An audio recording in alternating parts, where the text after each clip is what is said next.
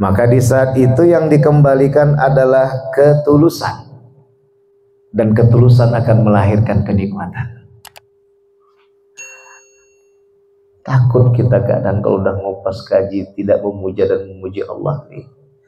Kalau kita nomor satu kan tadi segala-galanya selain Allah, ini yang bahaya.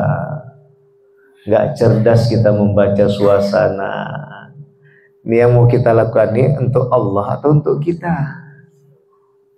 Ini yang kadang kita tidak dapat membaca situasi apapun yang terjadi. Halo sahabat semuanya, salam giat. Berjumpa di channel al.andawi.andi. Jangan lupa klik tombol subscribe dan nyalakan loncengnya ya. Terima kasih. Astaghfirullahaladzim alladzi la ilaha illa wal hayyul qayyum wa atubu ilaih. Ilahi anta maqsudi wa ridhaka matlubi atini ma'rifatika mahabbataka. A'udzu billahi samii'il 'aliim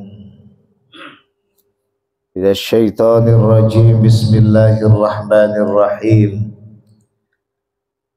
Assalamualaikum warahmatullahi wabarakatuh.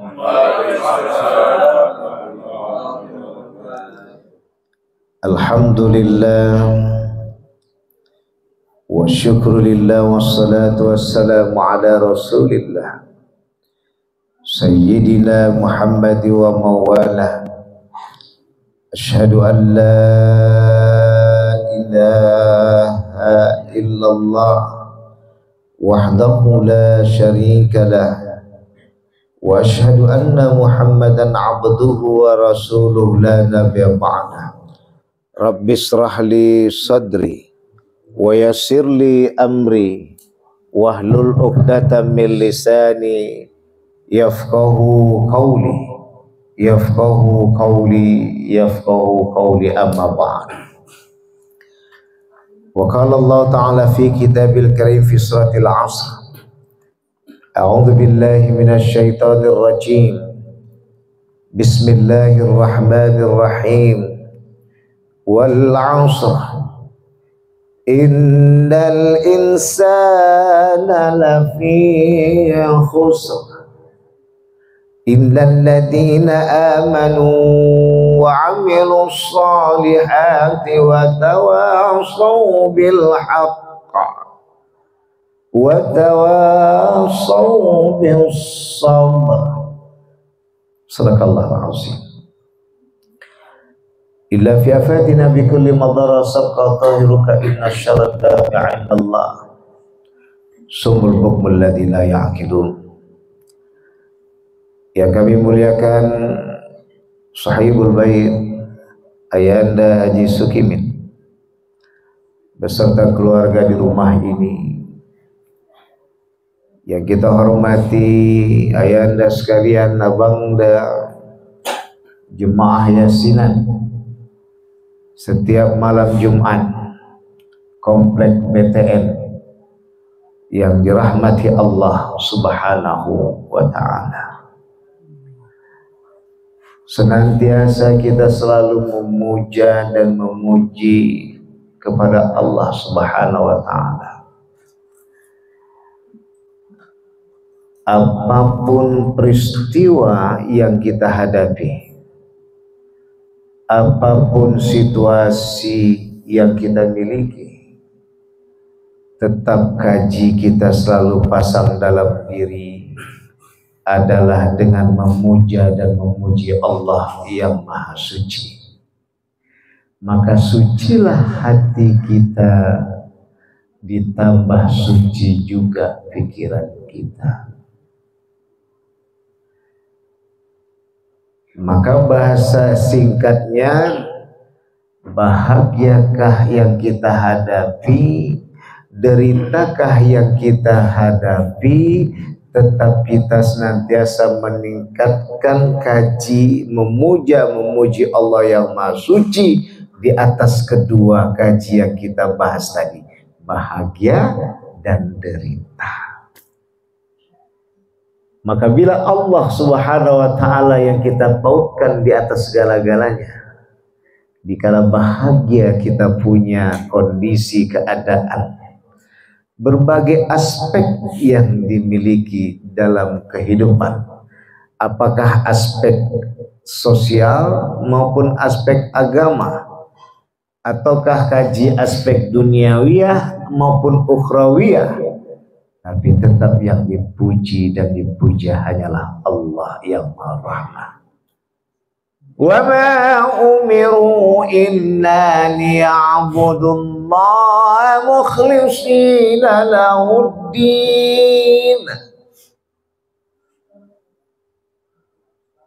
Tidaklah ku perintahkan kepada kalian semua kecuali untuk menyembah Allah dengan keikhlasan, maka tercapailah dalam keberagamaan, iman dapat, Islam dapat, ihsan yang akan berada dalam hati dan pikiran. Ta'budallaha ka'annaka tarah. Maka saat itu kita menyembah Allah seakan-akan kita melihatnya.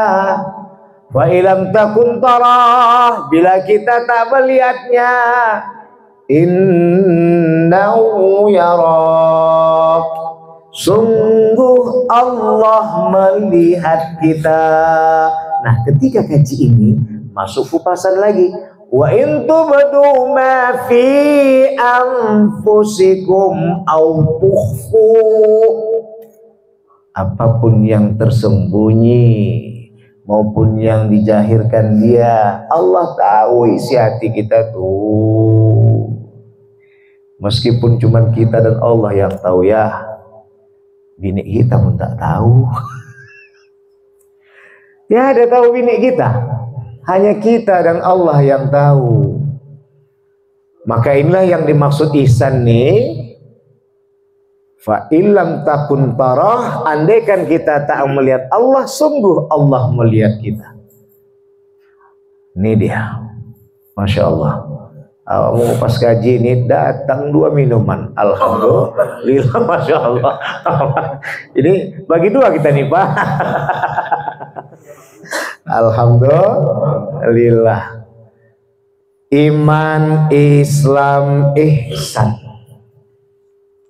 Inilah kupasan yang kita bahas tadi di depan. Maka di saat itu yang dikembalikan adalah ketulusan. Dan ketulusan akan melahirkan kenikmatan. Takut kita kadang kalau udah ngupas kaji tidak memuja dan memuji Allah nih. Kalau kita nomor satukan tadi segala-galanya selain Allah, ini yang bahaya. Gak cerdas kita membaca suasana. Ini yang mau kita lakukan ini untuk Allah atau untuk kita. Ini yang kadang kita tidak dapat membaca situasi apapun yang terjadi. Mana contohnya di saat Rasulullah menjadi imam, terdengar bayi di belakang menangis yang dibawa oleh seorang ibu, maka di saat itu Rasulullah hanya 1 ayat yang dibaca, langsung Allahu Akbar. Kenapa? Karena saat itu yang dikhawatirkan oleh Rasulullah, ibu itu malu datang lagi ke masjid, padahal yang dilihat Rasulullah tadi udah paten dibawanya bayi ke masjid. Udah dari bayi, bawakan bayi tadi ke masjid, itu udah namanya pendidikan yang luar biasa. Ini minta izin Pak BKM, ini kadang kita tidak mendidik anak-anak kita. Ini sekarang udah ngeri-ngeri sedap nih. Inilah kita masih ada pilihan, bukan tak ada pilihan nih. Kalau yang namanya tak ada pilihan tuh Pak, kematian. Nah itu tak bisa lagi tuh, namanya musayyar. Kalau udah begitu yang kita hadapi, ridho Allah lah yang kita ingin peroleh. Ilahi anta maksudi, Wahai Tuhanku, Engkaulah tempat tujuanku, waridhoka matlubi, ridhomulah ya Allah yang kami pinta. Ya udah nggak bisa lagi kita kaji, memang udah apa, kullu nafsin dha'iqatul maut. Dan dikata Rasulullah lagi, cuman jauh hari udah dikasih pilihan, wasihhataka qabla maradika, manfaatkanlah sehatmu sebelum datang sakitmu. Awak sekarang tak sempat olahraga Pak, saya sempatkan habis sholat tadi, habis zikir subuh tadi, udah dibawa tadi habis subuh tadi berdoa tadi sama bini tadi kita lakukan tadi, alhamdulillah yang dapat di masjid. Kemudian tadi tutup lagi dengan istighfar 100 kali, selawat Nabi, subhanallah alhamdulillah la ilaha illallah Allahu akbar 100 kali, selawat Nabi. Kemudian masuk tadi dengan Allahumma shalli ala sayyidina nabiyina habibina syafiina zulfina maulana Muhammad 100 kali, selawat Nabi. Tarikkan, selonjorkan kaki itu ke depan, 15 detik. Bentangkan dia, bungkukkan 15 detik, baru ke kiri dia tadi, bengkap juga 15 detik. Tapi alhamdulillah udah agak kecil juga nih, 15 detik. Alhamdulillah bangkit di tempat tidur pun nggak terasa lagi kayak udah umur 70. Alhamdulillah Bang, udah hampir 15 hari dah. 10 hari lah, terasa enak. Rupanya baru mau masuk 2 tahun lagi 50, udah hampir 70 kayaknya. Jadi Bapak Ayahanda bangda sekalian yang dirahmati Allah, Ayahanda Haji Sukiman rahimakumullah. Inilah tadi bahasan memuja dan memuji Allah. Maka inilah yang digeluti oleh baginda besar Nabi Muhammad sallallahu alaihi wasallam. Allah tuh sampai bersumpah dia dengan nama waktu, wal 'ashr, demi masa. Allah pun bersumpah. Tapi ujian sumpah ini dalam kajian tafsir Ibnu Katsir, tafsir Jailani, tafsir Buya Hamka, tafsir Jalalain, itu menempatkan bahwa disinilah menempatkan bahwa dari waktu inilah nanti manusia akan terberuntung dan akan merugi. Maka diperingatkan Allah kepada kita, wal 'ashr, demi masa. Ya memang masalah masa semua nih. Innal insana lafi khusr, sungguh manusia itu benar-benar dalam kerugian. Mana yang dirugikan? Terugilah dia dengan bagaimana dia pikir dunia ini dibawa mati. Terugilah dia bahwa dipikirnya tiada akhirat ini. Maka merugi yang sesungguhnya bila semua yang kita lakukan di muka bumi ini bukan karena Allah yang Maha Suci, tapi karena diri. Inilah yang dimaksud dalam penerjemahan kalangan Turukiyah, terutama Syekh Abdul Qadir Jailani dengan kalimat ilahi anta maksudi, dengan hadis Rasulullah innamal a'malu binniyat. Susah kadang kita dudukkan ini Pak, Bang. Segala perbuatan itu dimulakan dengan niat. Maya niatnya karena Allah. Orang-orang yang tidak menanamkan niat tadi karena Allah, inilah yang membuat kerugian besar. Di mana terlihat awak pikir tadi awak dipuji orang-orang di sekitar kita, rupanya tak dipuji. Mulailah kita kaji-kaji, buruk sangka pun terjadi pada diri, entah siapa-siapa yang disalahi, ujung-ujungnya akhirnya orang tak ada gaduh sama awak gadoi. Inilah kalau sudah duduk karena niat bukan karena Allah.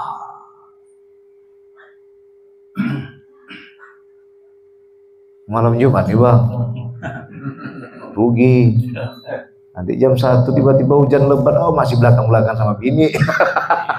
Ya kan? Udah datang ajan baru, belum tidur abang, belum, adik belum tidur, belum. Jadi kenapa gak abang peluk tadi? Sama-sama mau buruk sangka. Kenapa dikaji-kaji?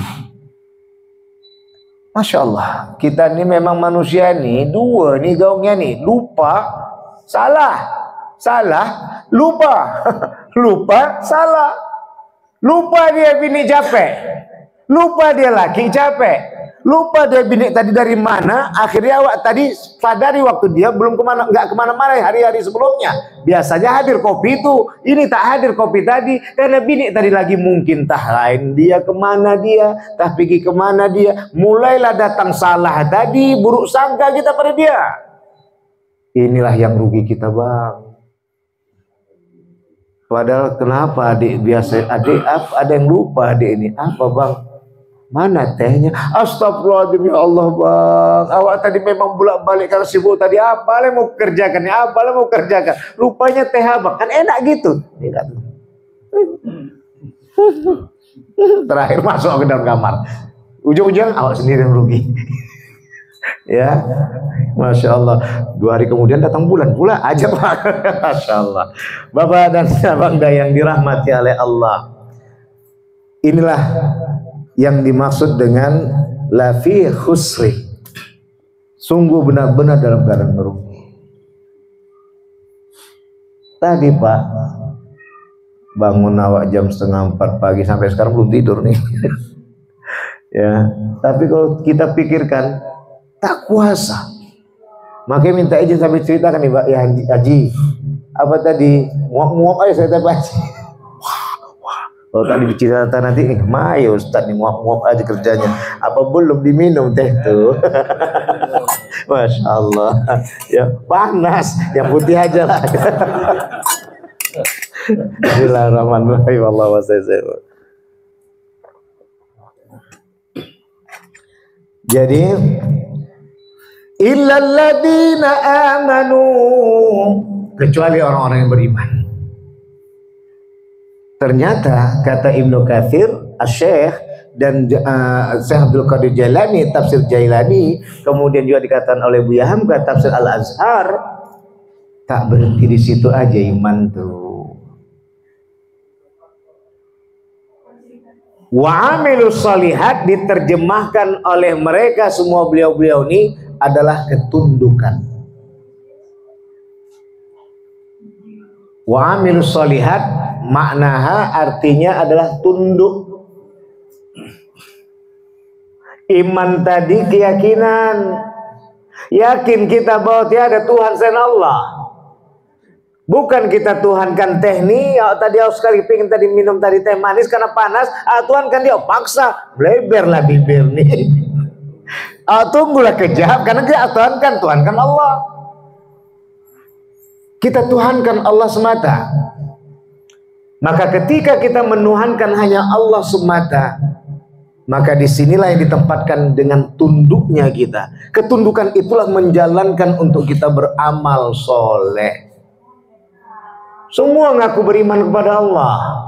Makanya iman tuh kan gaduh dulu tahun 98, 99 terutama tahun 2003 meriahnya, masuk lagi 2016 tambahnya. Kemudian masuk lagi 2021 di saat pandeminya tentang mana sebutan yang betul nih, muslim atau mukmin, mana yang terbaik. Tak bisa dipisahkan dua-dua. Dialah yang beriman, dialah yang berislam, dan dialah yang bisa menghasilkan berihsan. Kalau bahasa hamba, bahasa yang umumnya ini Pak Iman tuh nikah sama Bu Islam, lahirlah nak ihsan. Artinya ini famili, keluarga, tak bisa dipisahkan. Itu yang kita gaduh tuh. Mukmin dulu, enggak, muslim dulu. Begaduh gara-gara itu. Tahun berapa tuh? Tahun 2003 Bang Haji. Ambe ya baru nikah waktu itu. Ya gaduh. Mana yang betul Ustaz? Muslim kan Ustaz? Enggak Ustaz, ya kan mukmin depan awak. Majab gara-gara mukmin sama muslim. Rupanya terus telusuri ada nama anaknya mukmin, yang saya ada namanya muslim. Bahwa dari yang dirahmati oleh Allah. Nah, ini yang kita ingin kembalikan. Tidak bisa kita memahami itu artinya dengan sepotong-sepotong. Tidak bisa kita menempatkan kupasan tadi itu dengan tidak menyatukan dan menggabungkan. Makanya Syekh Abdul Qadir Jailani itu, Bapak dan Abang yang dimuliakan oleh Allah, kalau tak ingat beliau tadi dengan sunnah Rasulullah, mungkin busulu aja lah kerja beliau tuh. Umur 51 baru nikah. Tapi sekali nikah 4. Udah 4 bini tadi, 49 anaknya. Sampai umur berapa? 91 tahun. 20 orang laki-laki, 29 orang perempuan. Ngapa bisa banyak gitu, Ustaz? Namanya bibit mantap. Waliullah. 200 tahun sudah diprediksikan oleh Syekh Junaid waktu dalam keadaan menghadapi jemaah dalam keadaan zuk, mabuk cinta istilahnya. Kakinya di pundakku, kaki di pundakku. Heranlah tadi jemaah ini kayak gini lah kita nih keliling nih. Lingkaran ini model kajian masa Rasulullah dulu, buat cincin ini namanya halaqah. Kenapa tadi Tuan Guru katakan bahwa kaki di pundakku? Apa itu? Akan datang seorang wali yang akan diagungkan dia. Ini 200 tahun sebelumnya ini. Namanya Abdul Qadir Jailani. Kakinya di pundak para wali. Sudah 200 tahun kemudian kurang lebih datanglah Syekh Abdul Qadir Jailani. Bapak dan Abang sekalian dimuliakan oleh Allah. Maka dalam hal ini disebut dengan illalladzina amanu wa amilus solihat. Keimanan itu dan amal soleh tak bisa dipisahkan. Wawul wasli, disatukan waw itu dan menyatu, dia tak bisa dipisahkan. Iman, amal soleh. Iman, tunduk. Udah tunduk, itulah tadi kita kupas tuh. Kau kajian akal Pak Haji tak sanggup nih. Apapun tadi bingung terus terang Pak Haji, bingung saya. Semalam abang sepupu meninggal, tadi Pak Cik kandung orang rumah meninggal, tambah hamba pula pemateri seminar nasional UIN Su Medan dengan UIN Araniri. Ya Allah, aku bukan siapa-siapa. Tunjukkan padaku mana yang ku kerjakan nih. Alhamdulillah langsung habis tadi, langsung sudah habis kita sahur, masuk kita tadi nunggu subuh, habis tadi wirid, habis tadi apa semua, langsung tadi siap-siap datang kita jam 7 kurang. Ingat ikut main detak-detak aja, tetap pergi. Ya udah detak pergi, jam 8 kurang 15 pergi. Tarik nafas lagi, sesak juga tadi, kayak mana ini? Ma, ini gawat ini, kalau bini tak mengerti hajab juga awak nih. Kan? Yang satu sisi lagi pun abang sepupu tadi belum didatangi, cuma datang sekejap juga. Sama tadi, jadi adil. Abang sepupu pun tadi datang semalam begitu, tadi pun Pak Cik mertua pun juga begitu. Ibarat mertua Pak Cik, jadi kayak mana namanya? Iyalah Pak Cik kandung orang rumah. Jadi terakhir ilahian tak maksudnya. Warita kamatlu. Tambah lagi tiba-tiba WiFi tadi. Alhamdulillah akhirnya dia balik ke rumah. Nyesal lagi, kenapa nggak dari tadi ketahuan WiFi tadi tak lancar. Kau tidak akan dapat amba tadi sholat berjemaah Pak Cik tadi di Masjid Amal. Tapi itulah kehendak Allah, la haula wala quwata illa billah. Awak dah memilih, dia punya kuasa, tak ada lagi pilihan lain. Ajaran ini ajalah. Ya udah, gimana caranya? Bismillahirrahmanirrahim. Bantai webinar tadi seminar sampai 2 jam lebih, duduk aja pun ceramah juga ke situ. Habis kita baru profesor dari Arangiri. Pulanglah istri tadi. Belajar ini tadi ya. Kalau kita tak punya kaji paham tadi apa, tak tidak bahaya. Paham tadi apa? Pak Cik kesayangannya pulang meninggal dunia. Datang pun dia lelah sama lelah, kami pun dari jam 3:30 dah bangun bersama, mempersiapkan semua tahajud apa lain dengan sahurnya. dia pun datang masuk langsung tertidur. Kalau tak kaji-kaji cepat tadi, apa tak bahaya setan tuh bang? Gagal malam Jumat nih. Inilah kupasan-kupasan kita tadi nih. Tak jauh-jauh kajiannya tuh Pak, Bang. Maka dalam hal ini disebut dengan amanu wa amilus solihat. Amilus solihat wa amilus solihat, itulah ketundukan tadi dengan keimanan hingga akhirnya bisa menempatkan suasana dan situasi dalam menghadapi kenyataan. Tak kita paksakan diri. Yang bahaya nih kita menganggap diri kita lah yang paling benar, diri orang salah. Wa tawasau bil haq, maka disitulah saling bertausiah kita tentang kebenaran. Umar bin Khattab itu hafal 30 juz Al-Quran, kata Ustaz Abdul Somad. Tapi ketika waktu dapat kabar Nabi Muhammad meninggal dunia, pedangnya pun jalan. Siapa yang mengatakan Nabi Muhammad meninggal? Kan ku penggal kepalanya. Datanglah Sayyidina Abu Bakar. Wa ma Muhammadun illa rasul. Illa rasul qad khalat min qabli rusul. Dan sungguh Muhammad itu bukan siapa-siapa kecuali utusan Allah. Utusan-utusan sebelumnya pun telah berlalu. Begitulah kalau sudah namanya orang tadi dalam keadaan musibah.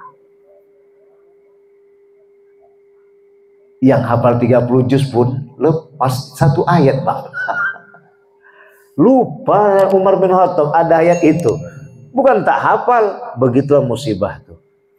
Artinya apa? Saya teringat almarhum Sa'ad Santajir ketika nyuruh saya untuk mengisi tausiah. Beliau kehilangan almarhum Pak Haji Mawardi, Kuala Gumit waktu itu, orang anggota Dewan P3 ya, senior Langkat.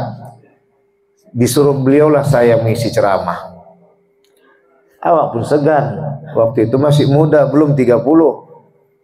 Nanti Adinda tahu bagaimana kita tak kuasa mengisi ceramah tuh kalau udah jadi ahli musibah. Betul. 6 bulan waktu almarhum Babah tuh meninggal dunia, 6 bulan tak bisa megang mic nih, menangis saja kerja. Maka dalam hal ini begitulah tadi manusiawinya kita, lupa dan bisa meningkat jadi salah. Maka disitulah saling menasihati dalam kebenaran. Tak ngapa Bapak menasihati saya, silakan. Kalau saya lupa, maka saya katakan sama remaja sama adik-adik mahasiswa mahasiswi, kalau Ustadz salah jangan kalian tak tegur, tak ikhlas Ustadz, ilmu Ustadz yang dititipkan Allah kalian ambil. Artinya enak di kalian. Dapat kalian ilmu dari Allah tadi melalui diri saya, tapi ketika saya salah kalian biarkan saja, hanya gara-gara sungkan kalian menegur saya, mentang-mentang saya adalah dosen kalian. Saya juga manusia. Bapak dan Abang yang dirahmati Allah, makanya watawasau bis sabri, saling nasihat menasihati dalam kesabaran. Makanya yang kita cari adalah ridho Allah. Mudah-mudahan kajian ini dapat memberikan tawar sedingin buat kita. Semua yang Abang Dayanda lakukan adalah baik. Bagaimana biar jadi benar Ustaz?